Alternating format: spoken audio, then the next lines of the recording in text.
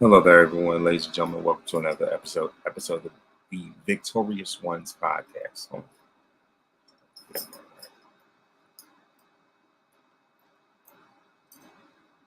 Here we go once again. Hello there, everyone, ladies and gentlemen. Welcome to another episode of the Victorious Ones podcast, the place where gaming meets comics, meets sports, meets movies, as well as inspiration. Of course, I'm your host, King Von Jr. You can follow me on social media on Twitter, or now known as X, at 301 King Von Jr. You can also follow me on Instagram at Mr. King Von Jr. I'm also the social media producer, the social media producer for the Unpopular Reviews wrestling show Perfect Plex Talk Radio, hosted by Mike Knox on Mondays at 6 p.m. And so, of course, I hope that everyone enjoyed their Memorial Day weekend. You know what I mean? So I certainly did. And, so of course, there's been a lot that's been going on. Um, of course, whether it's, whether it's NBA playoffs, going into finals at this point now. But especially when it comes to, of course, especially when it comes to wrestling. I'm definitely gonna dive into that. I'm gonna, of course, talk about, my top King of the Ring winners, top 10, at least my top 10 King of the Ring winners of all time. You know what I mean? And so of course, especially, like I said, especially when it comes to, like I said, the King, I'm going to talk about the King of the Ring, King and Queen of the Ring, of course. Excuse me, and and just give a rundown of that, and just my thoughts about it in terms of the King and of course, King and Queen of the Ring winners. And so let me see, but but yeah, you know what I mean. So of course, I'm going to go into the weekend wrestling. So, of course, we're going to talk about SmackDown, Raw, NXT, and of course, as well as, like I said, once again, the King of the Ring itself. And so, of course, as we all know, this past weekend, everything was held as far as Friday and Saturday night. Friday and Saturday, those events were held in Jeddah, Saudi Arabia. And so, of course, we're going to,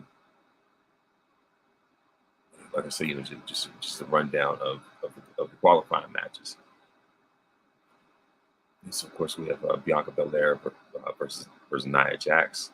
We also have Street Profits and LA Knight versus A-Town Down Under and Carmelo Hayes. We have Bayley versus Chelsea Green. These are all the matches that were on Friday. Randy Orton versus Tama Tonga. You know what I mean? So of course, like I said, definitely going into that. And so, of course, sorry about that. So of course, as far as the Bianca Belair versus Nia Jax match, as far as that, the winner of that match by pinfall was Nia, and but at the same time, Bianca, like I said, Bianca fought like a warrior. You know what I mean? Like, at least like, in terms of just fighting, rather she fought through the pain, in regards to like, her knee injury, and of course, like, at least like, before the Nia match, she, Bianca was approached by Candice LeRae and Indy Hartwell and made fun of for having an injury, and that's when Jay Cargill stepped in. It's like, no, that's what we're not gonna do is just pick on what we're not gonna do is pick on my partner.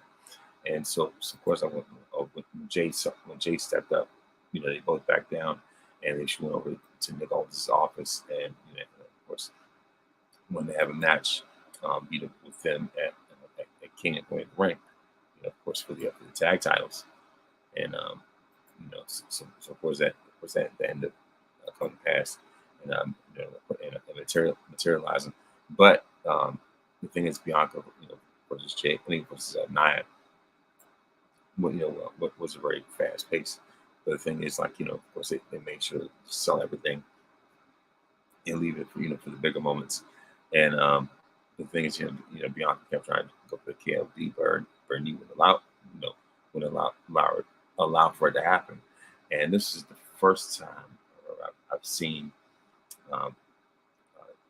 Nia and Bianca in the ring together. And so, unfortunately, because of Bianca's knee, she wasn't really able to deliver the KOD. I wish it would happen. It was still a great match either way. Either way, she was still able to slam Nia. You know what I mean? And of course, like I said, the winner of that match. You know what I mean? Like I said, the winner of that match was Nia Jax. And I will say, even though she couldn't really do the KOD, at least Bianca's powerbomb and Nia looked amazing. You know what I mean? And so as far as that, like the winner, and of course, went on to advance to the finals of the Queen of the Ring, Nia Jax. And then we have the Street Profits of LA Knight versus A-Town Down Under and Carmelo Hayes. Winners, of course, the winners of that match are Street Profits and LA Knight. Of course, with Montez scoring the victory with the huge frog splash. And it was great to see the Street Profits, in the ring with Carmelo Hayes anyway. So who knows if we may a future, Hurt Business member for all we know, whatever. Then we have Bayley versus Chelsea Green, and of course, it was very surprising to see Chelsea look this impressive in an environment like this. But of course, the winner of this match is the women's champion herself, Bayley. And yeah, of course, but of course, like I said, of course, Bayley went, of course, Bayley ended up using, the rose plant to get the win, but of course, Piper Niven was definitely a factor. He's tried, did her best to be a factor in this match. Man, she's someone that you can definitely look at as far as a contender. For the for the women's title. I don't know how high up she would be on the list when it comes to like when it comes to contenders at this moment. But at least like I said, Chelsea Green, more impressive than I thought she would. But so as far as that, like I said, the winner, like I said, the winner is the role model herself. Excuse me. And of course, finally, when it comes to SmackDown's main event, we have Randy Orton versus Tama Tonga. And of course, and by the way, Tama Tonga had a great entrance. But of course, in the end, Randall Keith Orton picks up the win with the RKO as a slightly impressed got the looked off from the crowd. And so of course there are people probably looking for Tonga Loa to show up, but the thing is, for legal reasons, he was not able to travel to Saudi Arabia, and but once again, like one of the biggest takeaways was Tama Tonga's entrance, and especially when it comes to places like Saudi Arabia, I was like, okay, this was like I said, definitely exceeded expectations, but in the end, I figured that that Randall, of course, aka Randy Orton, was going to end up winning.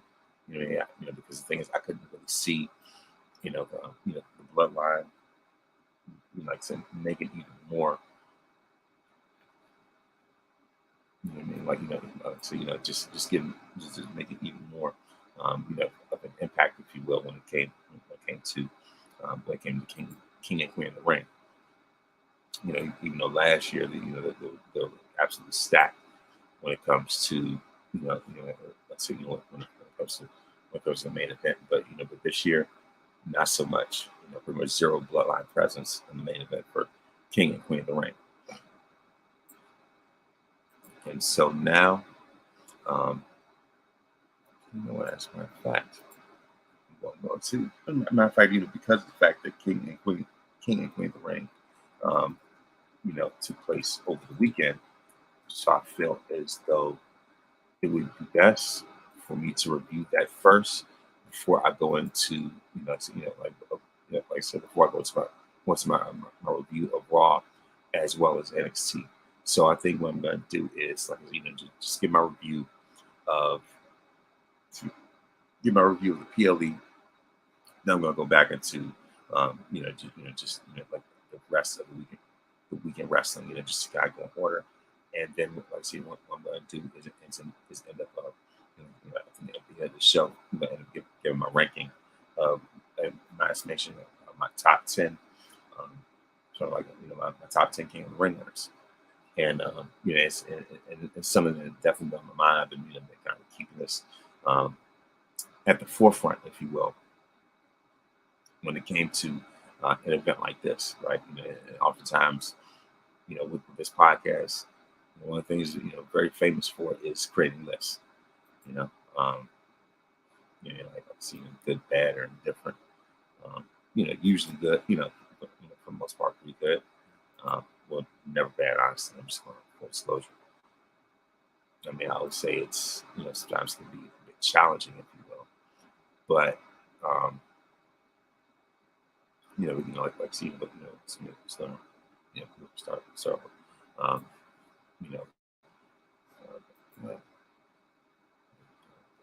but yeah, like the thing about it is that the list sometimes these lists can be more challenging than others. Um, you know, they're still very much worth it. And once again, this is all um, you know my viewpoint, if you will.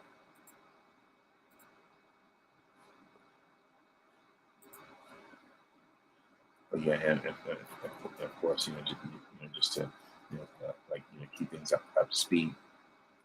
Lately, I have been been watching been watching the replay for I've been watching the replay when it comes to the king and queen of the ring. And I must say that I was pretty much impressed. And so,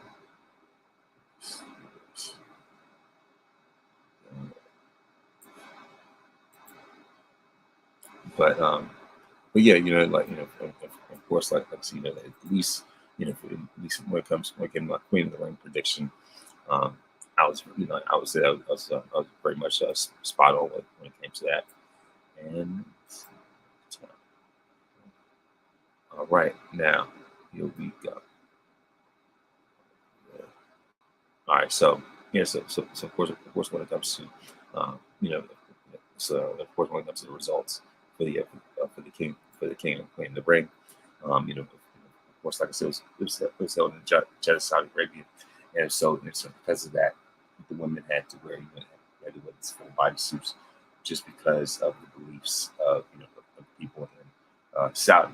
You know what I mean? So obviously, but yeah, of course, things kicked off greatly with the WWE Women's Tag Team Championship match, as Bianca Belair and Jade Cargill, who I like to call Team Renaissance, defeat Candice LeRae and Indi Hartwell by pinfall to retain the tag titles. And what I'm very impressed with, I absolutely love, is the chemistry that Bianca and Jade had, and I like how they wear magic pink, and then people that are calling like comparing to the Heart Foundation, which I could see a more athletic Heart Foundation, no anvil, if you will, you know what I mean? But yeah, like obviously it's I said just like I said, the tandem that they have, and it clearly it clearly takes time for them to really gel with what they do, but you know you could tell that that Jade is someone who absorbs things like a sponge. You know what I mean? And I firmly believe that it was meant for her and Bianca to be a team that was meant for her to work with Bianca starting out. You know what I mean? Like if there was anybody who would suit Jade best in terms of elevating her and raising her up, it would be someone like Bianca Belair. And and for them to start her off in a tag team, I think that's been the best route, obviously. Especially considering so much of the flack that she got for her ring skills or allegedly lack thereof. When it came to, like I said, when it came to those, within, that AEW, sort of, sort of, all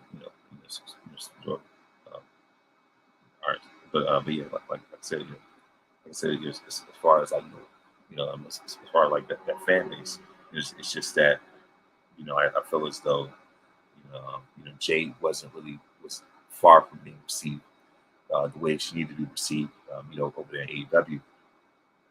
And it's just like, someone who, who has that uh, star power, that talent, like that capability to be great, you know, um, someone who is just who's walking money, and she was not appreciated, because of the fact that, like a lot of the fan base, you know, a lot of fan base um, is not very welcoming or receiving someone who has Jade's aesthetics. You know what I mean? So I'm gonna put it this way: it's not, and I didn't mean for us, to divulge into, like a shade campaign, a smear campaign, or anything like that. But I will say this: I thought about it today. Jade and AEW, it's like putting Nordstrom quality clothing in formal mills, and AEW is definitely, especially in comparison to Jade's, drawing power and where she can be. I felt as though, like it was very, so, even when she was TBS champion, it felt very Foreman Mill-esque, you know what I mean? And so, it's just like she really didn't fit in the way she needed to. Whereas in WWE, this is a custom made glove, custom made shoe. You know what I mean? Like cut perfectly for her. You know, cut perfectly for her foot. Like it's a custom made glove. Like fit perfectly for her hand. Custom made shoe. Uh, you know, cut perfectly for her foot. You know what I mean? Like this is, like I say, exclusive, tailor made for someone like her.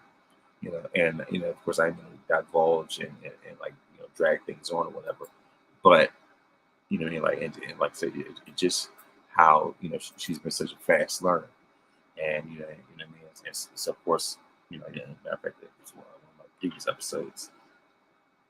I went in on like on those Jade detractors and, and Jade critics and things like that. People want to say that she can't wrestle, and of course, if you want to see more about that, like I say, go ahead and check out previous episodes of the Victorious Ones podcast. Please make sure to of course to like and subscribe on youtube.com/Avon Wrestler Jr. Please make sure to follow the Victorious Ones podcast on iTunes, Spotify, or anywhere else, to get more of that.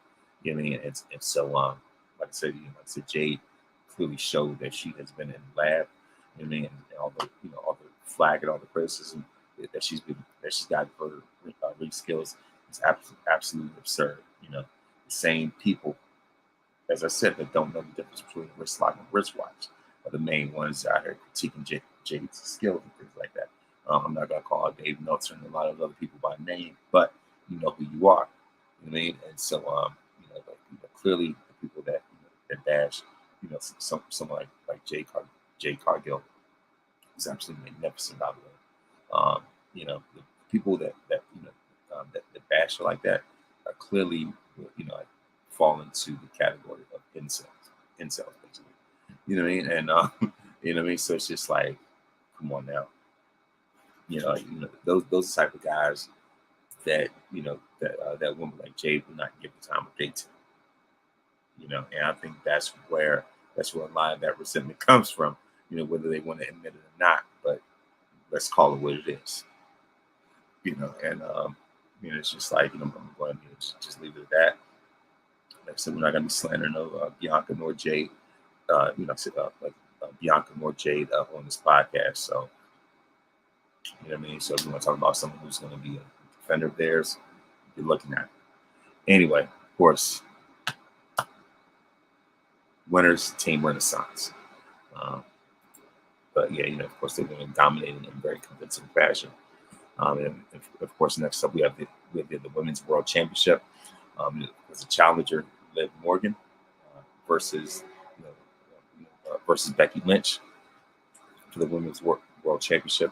And of course, I like how Liv had the Britney Spears "Oops, I Did It Again" red outfit on.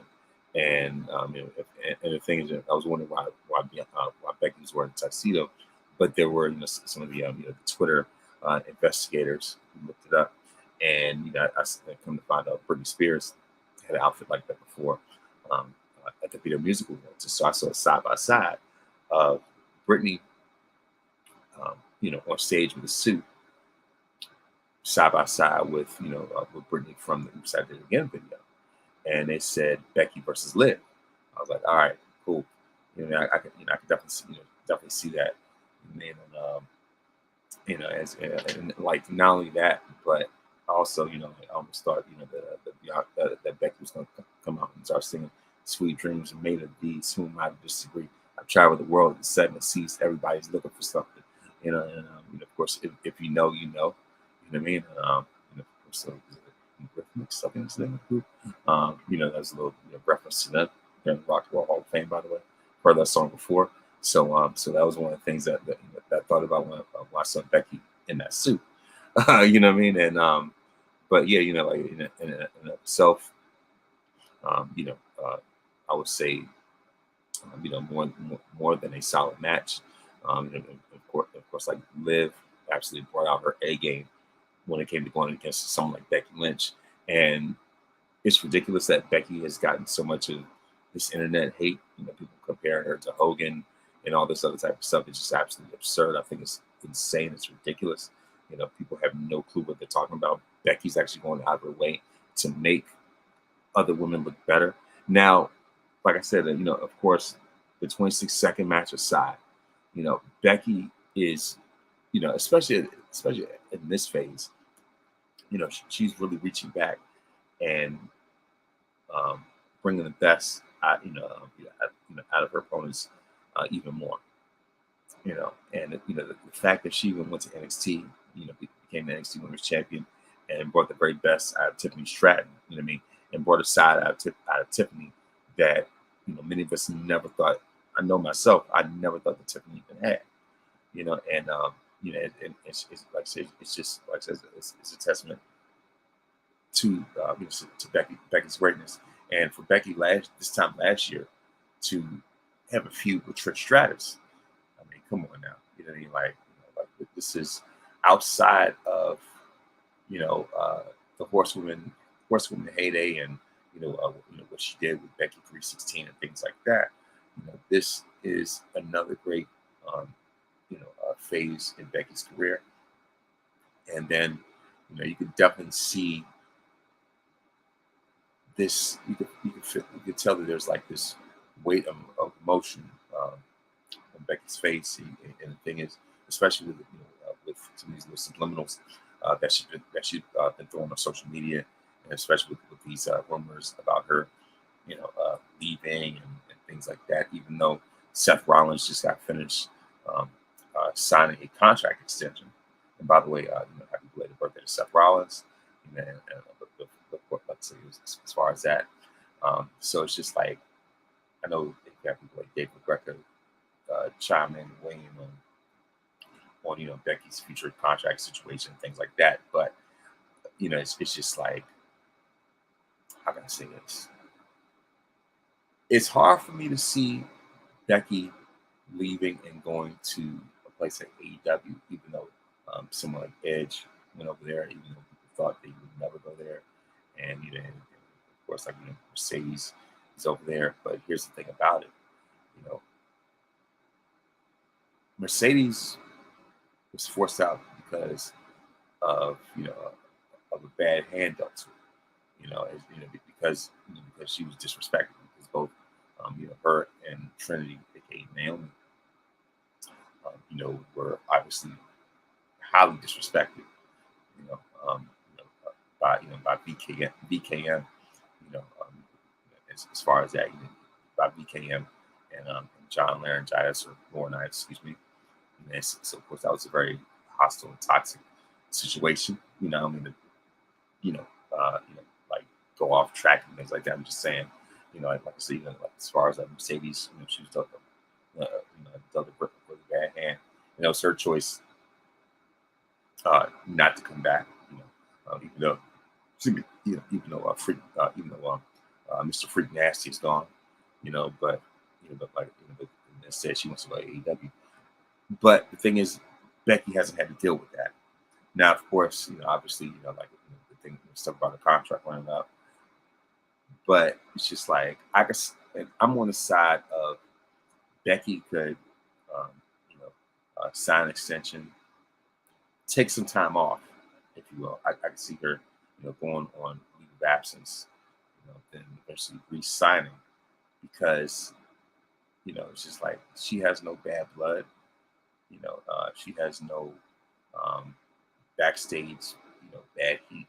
As far as I know, that hasn't been reported or anything like that. As far as I know, like her reputation is very strong within the company, and plus the thing is, with Seth re-signing and staying with the company, it's very hard for me to see Becky um, going in the opposite direction because of the toll that it could take when it comes to their family as far as touring and things like that. And you know, and that's why I think WWE is more than ever fostering an environment where where they want to make it safe for couples to be within the same company. Because I can't even imagine what type of toll it could take. The type of toll that it could take on them when it comes to a scheduling standpoint, and how much of a strain that could take if they're both in different companies, and really just how much of a strain that can eventually have on their marriage if Becky goes to a different company, and Seth stays in WWE. You know what I mean? So it's just like it's hard for me to see that, you know. So I think it's just a situation, like a situation where Becky is just gonna take a sabbatical, take some time off, um, and the thing is, really initially, Becky was gonna take time off after WrestleMania, but because Rhea got injured, and they had to call an audible. Becky was the next one up. Like just to keep the belt warm right now, if you will. You know what I mean. So it's just like because of of really bad circumstance. Becky had like to get at least had to keep the belt warm at least for a month or whatever. You know what I mean? And so all in all, it was a very solid match. And of course, I will say this: outside of Becky, it's just that things really took a completely different turn when it comes to Dominic and how much of an X factor he was in the match. And so, and of course, um, Dirty Dom came out and got a steel chair. He was intending for Becky to use it, but instead Liv, of course, Liv used that to her advantage. And so of course, of course, of course, like I said, Liv used that to her advantage with like a DDT on the chair, and eventually, hitting Becky with the Oblivion for the win, and your winner and the new women's world champion, Liv Morgan. This this completes her revenge tour. This was the story that she finished, since Cody was always talking about finishing a story. This was the story for Liv to finish, with this revenge tour, and so and not only that, but I mean, it's just like, I was like, man, it's just like now it's just a huge like love triangle now with Liv, Dominic, and Rhea when she comes back. You know what I mean? I'm like, man, she is snatching everything away from Rhea. Man, I was like, wow, okay. Man, I mean, like, looks like Liv is taking. As a matter of fact, that's somebody online said it best. Liv took Rhea's shoulder, her title, and her man. And I was like, ooh, that's a nasty combination. That's some nasty work right there, as they say. The Revenge Tour has been fulfilled. Your winner and the new Women's World Champion, Liv Morgan. And so then we have the triple threat for the Intercontinental Championship: Sami Zayn versus Chad Gable, and Chad Gable accompanied by Otis, versus Bronson Reed. So Sami Zayn versus Chad Gable versus Bronson Reed, as they call him, Big Bronson Reed. Okay, they want to emphasize that, don't they? And of course your winner by pinfall, Sami Zayn, and of course Chad Gable was not a happy camper at all about this. You know what I mean? But of course, like I said, Sami retains Sami retains the IC title, and then we also have the finals for the 2024 Queen of the Ring, Nia Jax versus Lyra Valkyria. Lyra put up a very valiant effort, but in the end, it was destined for Nia to win. So congratulations for the one and only, the Queen of the Ring. All hail Queen Nia. Side note, I want to give a happy birthday shout out to Nia Jax herself. So I'm very proud of Nia. I think really everybody's been proud of her, and I like the way that and of course it was meant for Nia to win. You know what I mean? Especially when it comes to her dominance, when it comes to just the way that she's improved in the ring, going by leaps and bounds, and she's put on some of the best matches of her entire career. And especially with her getting a second chance after being released the first time, so of course while she was out, Nia definitely went to the lab. She definitely went into the lab, got in much better shape, lost weight. You know what I mean? And it's moving around much better. And so of course I know she always had a reputation for injuring people, but but at the same time it's just like now of course. She's, like I said, a lot of stuff she's dialed back on. But at the same time, not to make excuses, but let's call it what it is. Injuries happen. It doesn't matter if you're Nia Jax or whoever it is. Eventually, something's bound to happen. Unfortunately, Charlotte got injured, and she was in the ring with Asuka. So it's unfortunately, it's just the nature of the beast. And but of course, like I said, I did like how Nia paid tribute to Yokozuna. With that, even though that's her finishing move now, anyway. But the way that she did it with arms folded, I remember I saw side by side, with her, along with Yokozuna, just in the same position. I was like yeah, it's pretty cool. Like so she was ready for it, and it was great to see Triple H go out there and personally congratulate her, personally crown her, rather. To see Triple H go out there and personally crown her, and the crown looked great on, of course lately Nia's been wearing her natural hair, and and to see the crown, to see the crown on her hair looks absolutely amazing. I was like. She was like I say, like certain people aesthetically is meant for them to be king of the ring, queen of the ring, and of course last year it was Queen Zelina, but this year it is Queen Nia, and if anything, I am all for it. Then we have the final for the king of the ring, the ring general Gunther versus the Viper himself, Randy Orton, and this was a fantastic match. From start to finish, from bell to bell, and the thing is, I figured that this match would happen. Like I said, this would have had way better chemistry than Gunther versus Tama Tonga. No offense to Tama Tonga, but it's just like we'd never seen Gunther versus Orton ever before. So, so if anything, this would be the perfect time to do it, strike the iron while it's hot. So it's just like, but like since those two worlds are colliding, why not do it?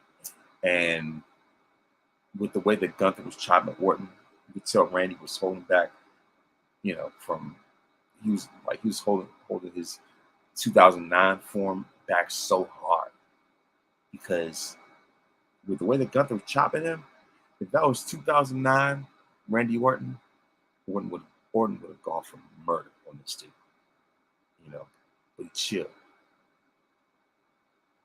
But at the same time, also, this was much more needed for someone like Gunther than Orton anyway.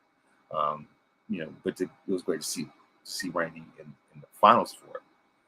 And if anything, it was a much needed star power that this tournament needed. So like I said, it was a great match. Although it was a very controversial finish, if you will. Of course, at the end of the day, God's Reign General, Reign General, the Emperor himself, Gunther is your, is your 24 King of the Ring, and this is well deserved for him, as he makes his climb into elevation away from being the Intercontinental Champion. So this is another step, another step up the ladder for him, and so this is the ascension, sort of like the rise and ascension that he needs, after adding so much prestige to the title, and of course losing at WrestleMania. So it's just like there's no other way for him to go but up, and so this is a perfect vehicle for him to go up even more. And so, so as far as that, so like I said, I thoroughly enjoyed, I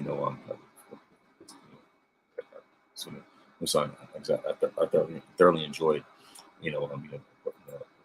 thoroughly enjoyed this year's,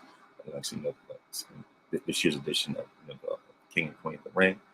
And so now I'm going to go into the results for Monday Night Raw. And so of course, wasn't the matches that were announced in advance of the show. And also, you know what? One more thing before I go even further. I do. How can I forget? Obviously there was, a championship match. How can I say this? Undisputed WWE Championship match between Cody Rhodes and Logan Paul, and and also of course the winner and still the champion, the American Nightmare, Cody Rhodes. And one of the highlights was Logan Paul doing a dive onto the announce table, and it's just like it was very reminiscent of what he did against Roman. And Logan Paul, anytime he is, anytime you give him a spotlight, he runs with it. And so I kind of see why they gave him the rating that they gave him in 2K. Once again, I would not have given him a higher rating than people like Kurt Angle and Shawn Michaels, but that's just me. But outside of that, Logan Paul is absolutely magnificent. This guy is straight amazing, and so like the chemistry that he has with someone like Cody, it's just business as usual. I've seen the winner and still WWE champion, Cody Rhodes. And how can I say this? And of course, side note, also I also finished at WWE 2K24. Like I said, as far as as far as a showcase, as a matter of fact, I've been sharing this on social media. I've been to share this on on this platform, on this podcast platform. I must say that this has been the best showcase I've ever been a part of. Or at least showcase the best one I've ever played when it comes to WWE 2K. Even though they were limited to the matches just because of copyright reasons, because certain people are not in the company anymore, so they're excuse me, sorry about that. Like I said, because of the fact that certain people are no longer with the company, then they're able to use much of their images and likenesses and things like that. But given the circumstances, they made the most out of those situations, and with like I said, with the sequencing of of those matches, or at least I've seen just in regards like cut scenes. I've seen like like if anything, a lot of those cutscenes would carries those matches, and and just how, like I said, how they're able to like have this, like they play out like a story mode. You know what I mean? And so it's just like just advancing from one WrestleMania to the next, and like I said, from a gameplay standpoint, from a graphic standpoint, this far supersedes the Rey Mysterio showcase about his career, which was pretty cool. But there are certain things I got stuck on. I couldn't really hard for me to finish, like get all the objectives the way I wanted to. By far, it's definitely better than last year's. Last year's beat John Cena showcase. All you're doing was just using his opponents. But in this one, and plus, I'm a huge WrestleMania guy anyway. WrestleMania is my favorite. Out of the big four, you have people who like Royal Rumble better. You have people who like SummerSlam and Survivor Series better. But me, it's all about WrestleMania. You know what I mean? And so if I found that they were doing a 40-year anniversary showcase and tribute, I said, count me in. And so of course, initially I was kind of taking my time with it, but as like I said, it's time moved on. I just really started to, um,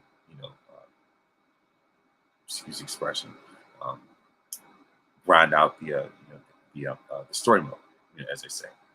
And so and it's like the more matches I did, it's just like I started to get hooked. Got hooked on it even more. I was like now it's getting good, especially once I got past like about WrestleMania 10ish. I gotta keep going.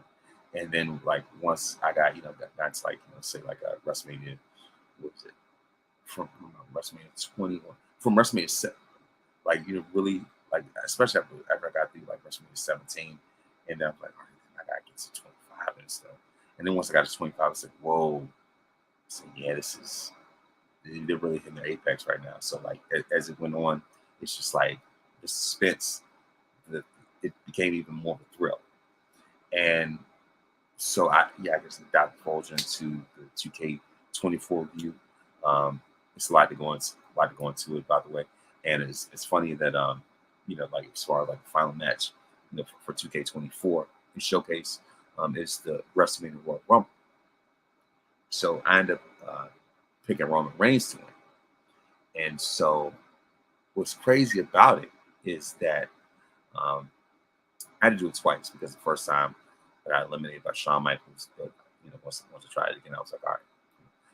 That was the only match where I ended up like I said where I ended up losing. And just had to completely restart. The other matches, there was certain like matches where I did have to restart before because I knew where it was going. But yeah, like I said, it's but the thing about it is that like I said, like so, the WrestleMania 39 matches were great as well, absolutely super spectacular. But like I said, it's like I said, especially when it came to that WrestleMania Royal Rumble, that's what like I said, that's what really got me.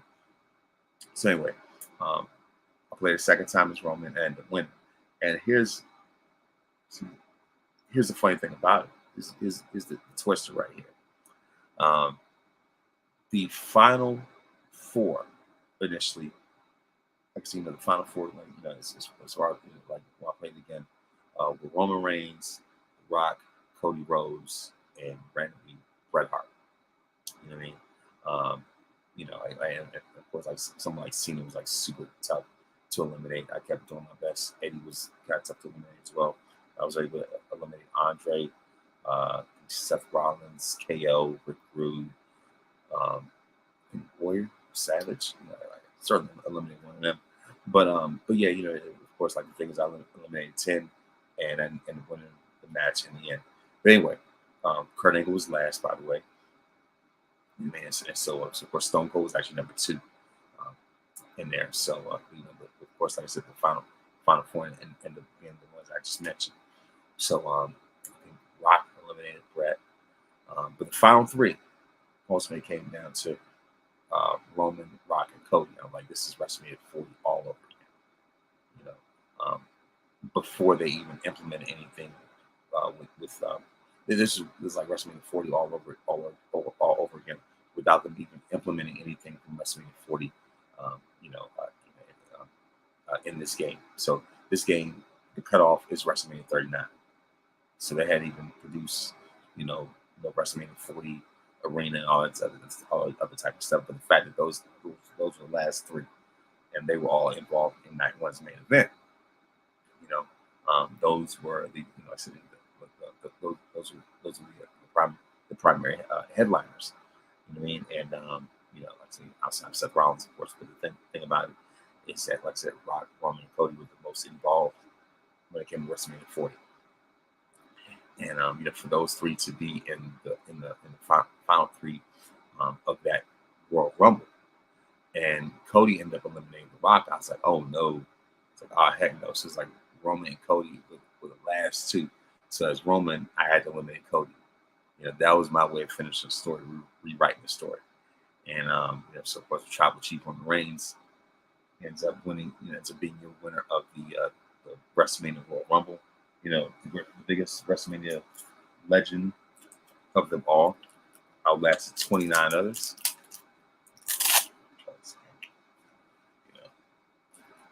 Acknowledging Tribal Chief. He's taking much needed time off.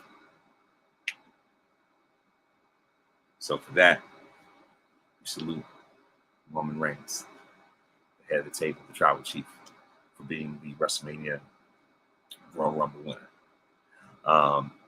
But yeah, I would give this 2K24 about 4.5, maybe 5 out of 5 Bret Hart Wing Eagle Championship belts. So I'm giving it a belt grade. But yeah, of course, like I said, that was my review of WWE, WWE 2K24. Before I went any further, I just wanted to squeeze that in as far as time. And of course, this past Sunday, it was Eddie Guerrero, A&E Legends, of course, Legends documentary. But of course, I also wanted to, of course, I guess I forgot to talk about Roman's documentary, which was great in itself. So I think that those are the two best that one, at least two out of the three best I've seen, along with Randy Orton's documentary as far as this season of A&E Legends. You know what I mean? And so once again, of course, I'm going to.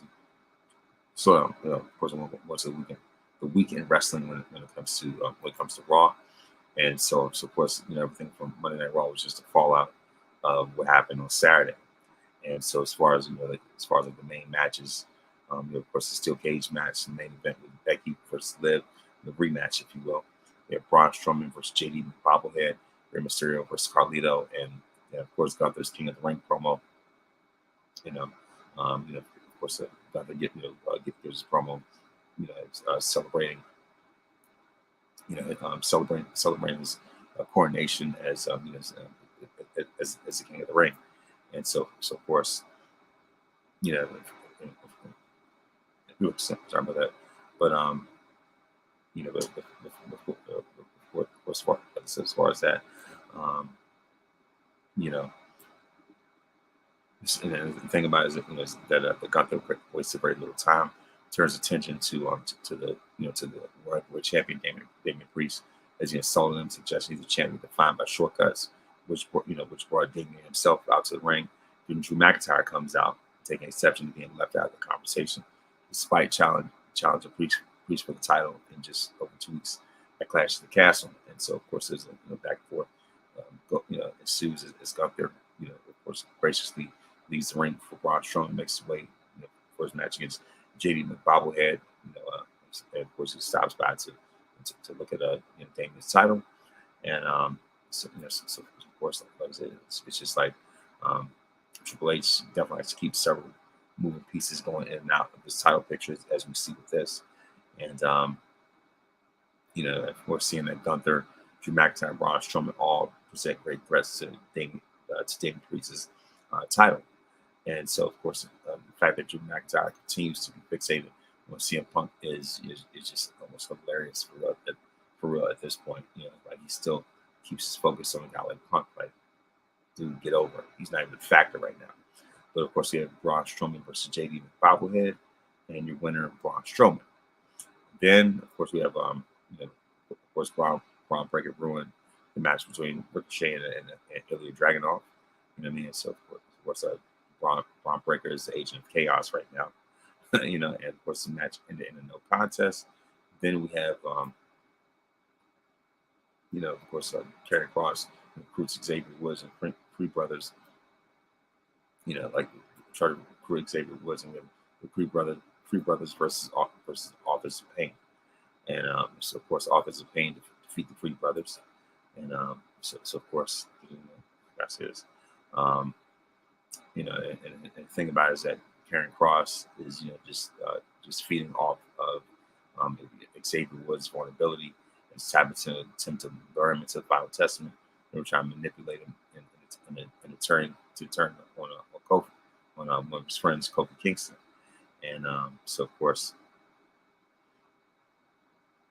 of course, if you knew that, it looks like something that Karrion Kross could win, which is something he badly needs, for this faction to really be respected and taken seriously. You know what I mean? And so of course we have Sheamus and Luke Kaiser. Of course, they intensify their rivalry. To take things up even higher. Then we have Lyra Valkyria versus Kairi Sane, and Lyra defeats Kairi Sane, and you see that Io Sky is angry. She's furious. I mean, she is just she's just straight up pissed about this, about of course about Kairi Sane losing, and especially with Io herself losing to Lyra, and you see that Damage Control's days are numbered at this point, even more and more. Then we have Rey Mysterio versus Carlito. Winner of this match, Rey Mysterio. Then we have Otis versus Bronson Reed, along with the Alpha Academy meeting. The winner of this match is Bronson Reed, and then Chad Gable just verbally dresses down his faction, and Sami Zayn steps in to to try to talk sense in Bronson Reed, and not Bronson Reed, Otis, and convince him to leave, only get distracted, only for as soon as he turns his back, Chad Gable attacks him, and it's just like Otis has like Stockholm syndrome right now, you know what I mean? And that's just like, come on now. And then finally we have the steel cage match for the Women's World Championship, with Liv Morgan defending against Becky Lynch, and Dirty Dom interferes once again, causing Liv to retain the Women's World Championship. And of course, to see Liv just give like the biggest lip lock on Dirty Dom is crazy. You know what I mean? I was like, man, this is. She was all the way into it. I mean, excuse the expression. So, man, this is definitely heating up. You know what I mean? I was like, wow, okay, this is going to be very fascinating when Rhea makes her return. And then finally, for the week in wrestling, when I say that this, felt like comedy in more ways than one, it definitely was. It certainly brought new eyes, to the product, if you will, because we were treated with a surprise. Of course, first of those, I think it was straight trolling, but believe it or not, Sexy Red was on NXT. I can't believe I'm saying this right now. Sexy Red. Let me see. Oh my gosh, I can't believe I am saying this right now.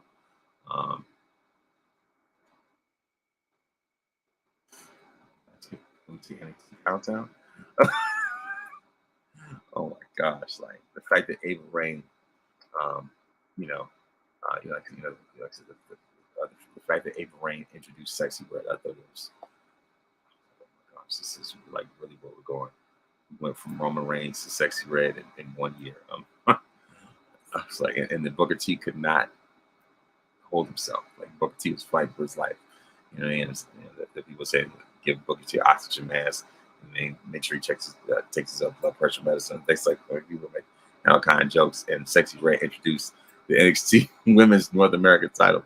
And the funny thing is, the belt is white and red. I was like, oh my gosh. And then of course she announced it. Sexy Red announced that he's gonna be the host of NXT Battleground in Las Vegas. Like, this is NXT Pound Town right here. Oh my God. But the opening match has Michin versus Tatum Paxley, and so Michin defeats Tatum Paxley by pinfall. Paxley by pinfall to qualify for the NXT Women's North American Championship ladder match.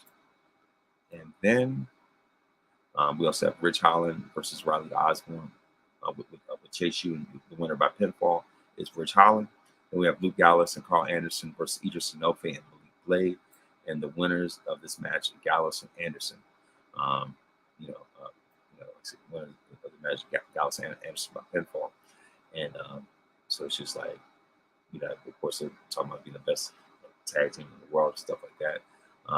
But of course, and the thing is, the thing about it is that we could definitely see this whole forbidden door thing, really kick off, and they're doing the forbidden door thing way better than what they're doing over all EBT wrestling. Of course, Shawn Michaels is like, okay, you want this forbidden door thing? I'm gonna show you how it's done. But yeah, of course, and speaking of that, Jordan Grace was revealed as Roxanne Perez's Battleground challenger. So business has just picked up more than ever before. This is the stuff that we need. Lola Vice versus Ariana Grace, the winner by pinfall, Lola Vice. And then we have Lexis King versus Dante Chen. Winner once again, Dante Chen by defeating Lexis King by pinfall once again. So of course, another women's North American title qualifier, Kalani Jordan versus Red Sinclair. Winner of this match, Kalani Jordan, to qualify for the women's ladder match. Then we have of course we have Trick Williams and Javon Evans, accompanied by Sexy Red versus Gallus, Joe, and Mark Coffey. And your winners, winners of this match, Trick and Javonte Evans. And of course, we saw the backstage segment of Sexy Red. Can't believe I'm saying this. Sexy Red dancing, Sexy Red dancing in front of them, twerking in front of them. It's like they're doing this on NXT though. Oh gosh, I'm actually saying this. Like, this is like hilarious. It's like like a fever dream or whatever. But I was just pretty much whatever it is. But of course, at the very end, actually, like even the note of NXT, there was a situation where Ora Mensah was attacked. So Lash Legend and Jakar Jackson tried to figure out who attacked Ora Mensah. So at the end, Lash Legend comes out. Of course, Sexy Red excuses herself respectfully, and so Lash wants to find out the truth. She want to know if Trick was the one who attacked Ora Mensah. But then the lights go out, and then Ethan Page from AEW comes out from behind and attacks Trick and becomes Trick's new challenger, and reveals that he was the one. He was the culprit that attacked Ora Mensah. So now business has picked up even more than ever before, and Trick has a brand new challenger, a great challenger, by the way. And so of course, with limited hype once this match, beyond potential audience, drawn from, coming from Sexy Red's appearance, NXT delivered some of his biggest shock moments of this Shawn Michaels era. And so I mean, like I said, this was, this is definitely an NXT for the books, if you will. And so it's just like, man, this has been, oh my gosh, like I can't believe that they actually went there with this. You know what I mean? And I gotta say this. I'm going to, and of course, one of the things I said I was going to do anyway was rank seen like I said, I was going to rank my top 10 um, King of the Ring winners, and so of course for me at number 10, I'm going to go with of course at number 10 I'm going to go with King Harley Race. You know what I mean? Of course, this was later in his career, and of course at number 9 I'm going to go with Edge, the 2001 King of the Ring. At number 8, I'm going to go with 1997 the King of the Ring, Triple H. 10 Harley Race, 9 Edge, number 8 Triple H. Number 7, I'm going to go with, I would say, probably number 7. I'm going to go with King Booker. Number 6, I'm going to go with Kurt Angle, and number 5, I'm going to go with Macho King Randy Savage. Number 4, I'm going to go with Owen Hart. Number 3, I'm going to go with Brock Lesnar. Number 2, I'm going to go with Stone Cold. And number 1, I'm going to go with Bret Hart. So those are my top 10 King of the Ring winners.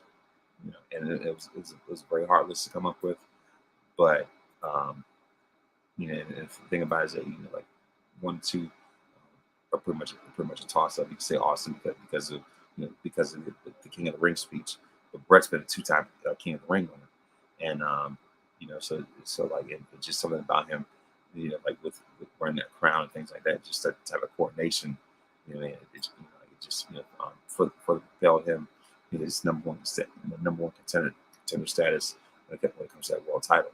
So so that is my top 10. I know it's been tough, but